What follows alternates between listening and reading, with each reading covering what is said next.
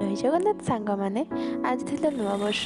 ତ ଆଜି ନୂଆବର୍ଷରେ ଆପଣମାନଙ୍କୁ ଅନେକ ଅନେକ ଶୁଭେଚ୍ଛା ଓ ଶୁଭକାମନା।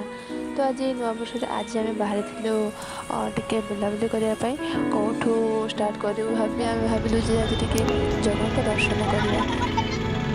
ତ ଆମେ ଏବେ ପହଞ୍ଚି ଯାଇଥିଲୁ ଜଗାଙ୍କ ପାଖରେ। ତ ଆମେ ଏବେ କିଛି ଫଳ ଫୁଲ କିଣାକୁଣି କରି ତ ଏବେ ଭିତରକୁ ଏଣ୍ଟ୍ରି କରୁଥିଲୁ। ଫାଇନାଲି ଆମେ ଜଗାଙ୍କ ପାଖରେ ପହଞ୍ଚିଗଲୁ। ଆଜି ଯେହେତୁ ନୂଆବର୍ଷ ଥିଲା, ଫାଇନାଲି ଆମେ ଜଗାଙ୍କ ପାଖରେ ପହଞ୍ଚିଗଲୁ। ସରିଯାଇଥିଲା ଆଉ ଆଜି ଏତେ ଭିଡ଼ ଥିଲା ଯେ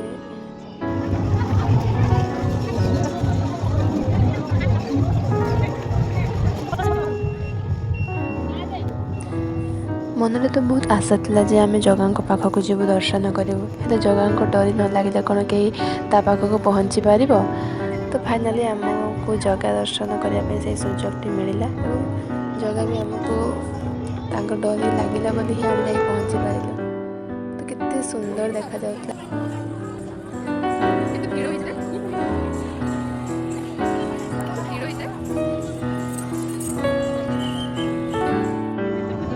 ଯେହେତୁ ଆଜି ନୂଆବର୍ଷ ପାଇଁ ଅଧିକ ଟିକେ ଭିଡ଼ ଥିଲା, ସେଥିପାଇଁ ମନ୍ଦିର ଭିତରେ ଆମର ଏଲାଉ ନଥିଲା। ସେଥିପାଇଁ ଆମର ଯେଉଁ ନନା ଥିଲେ ବାହାରେ, ସେ କହିଲେ ଏଇଠି ସମସ୍ତେ ହିଁ ବାହାରେ ହିଁ ମାନେ ଭୋଗ ଲଗାଉଥିଲେ। ତ ଆମେ ବି ସେଇଠି ଟିକେ ଭୋଗ ଲଗାଇଲୁ ଏବଂ ନନାଙ୍କୁ ତାଙ୍କର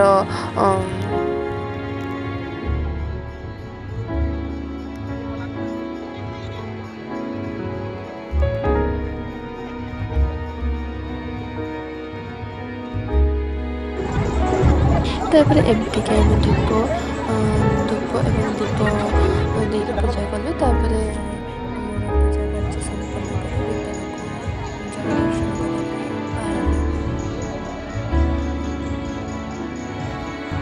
ଆମର ଏବେ ଜଗାଙ୍କୁ ଦର୍ଶନ କରିବା ପାଇଁ ଯାଉଛୁ ଆମେ ଏବେ। ତାପରେ ଯେହେତୁ ମୋବାଇଲ ଭିତରେ ଏଲାଉ ନଥିଲା, ତ ମୋବାଇଲଟି ବାହାରେ ରଖି ଆମେ ଦର୍ଶନ କରିବା ପାଇଁ ଗଲୁ ଏବଂ ଦର୍ଶନ ସାରି ଆମେ ଟିକେ ମନ୍ଦିର ଚାରିପାଖେ ପରିକ୍ରମା କଲେ। ତାପରେ ଆମେ ଟିକେ କେତେ ଯେଉଁ ଶ୍ରଦ୍ଧାଳୁମାନେ ଆସିଥିଲେ ତାଙ୍କ ଟିକେ ଭିଡ଼ିଓ କରିଦେଲୁ। ତାପରେ ଏମିତି ଫଟୋ ଉଠାଇଥିଲୁ ଆମେ। ଜଗାଙ୍କ ଦର୍ଶନ ସାରି ଏବେ ଆମେ ଖାଇବା ପାଇଁ ଆସିଲୁ ଟିକେ। ତ ଦେଖିଲୁ କିଛି ଭୋଗ ଦିଆଯାଉଥିଲା। ତାପରେ ଆମେ ଲାଇନରେ ଛିଡ଼ା ହେଇ ଟିକେ ଟିକଟ ଆଣି ତାପରେ ଆମେ ପ୍ରସାଦ ଖାଇବା ପାଇଁ ବସିଲୁ। ଏବେ ଯେହେତୁ ସକାଳଠୁ କିଛି ଖାଇନଥିଲୁ, ସେଥିପାଇଁ ଆମେ ଟିକେ ପ୍ରସାଦ ସେବନ କଲୁ। ସାଙ୍ଗମାନେ, ଆଜି ଏତେ ଭିଡ଼ ହେଇଥିଲା ଯେ ଆମେ କେବେ ଭାବିନଥିଲୁ ଯେ ପ୍ରସାଦ ଆମେ ପାଇପାରିବୁ। ତ ଫାଇନାଲି ଆମେ ପ୍ରସାଦ ଲାଇନରେ ଛିଡ଼ା ହେଇ ଟିକଟ ଆଣି ପ୍ରସାଦ ପାଇଲୁ ଫାଇନାଲି। ତ ଆତ୍ମା ଶାନ୍ତି ଲାଗିଲା।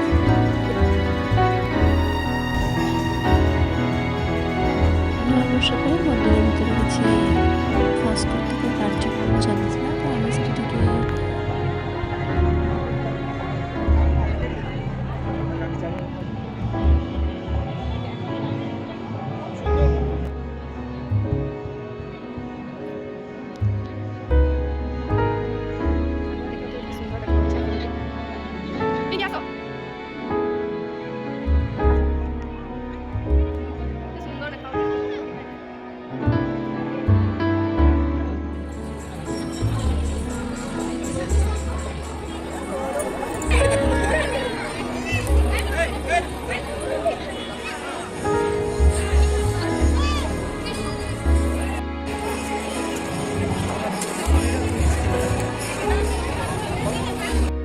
ଏବେ ଆମେ ଜଗାଙ୍କ ଦର୍ଶନ ସାରି ଅଭିମୁଖେ ଯାତ୍ରା କଲୁ।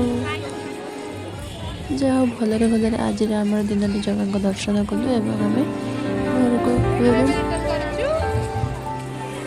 ସାଙ୍ଗମାନେ, ଆଜିର ଦିନଟି ଆମର ଏମିତି ହିଁ କଟିଲା, ଜଗାଙ୍କ ପାଖରେ ହିଁ ଷ୍ଟାର୍ଟ ହେଲା। ତ ଆପଣମାନଙ୍କର କେମିତି ଦିନଟି କଟିଲା ଆମକୁ ନିହାତି କମେଣ୍ଟ ମାଧ୍ୟମରେ ଜଣାଇବେ। ଜୟ ଜଗନ୍ନାଥ।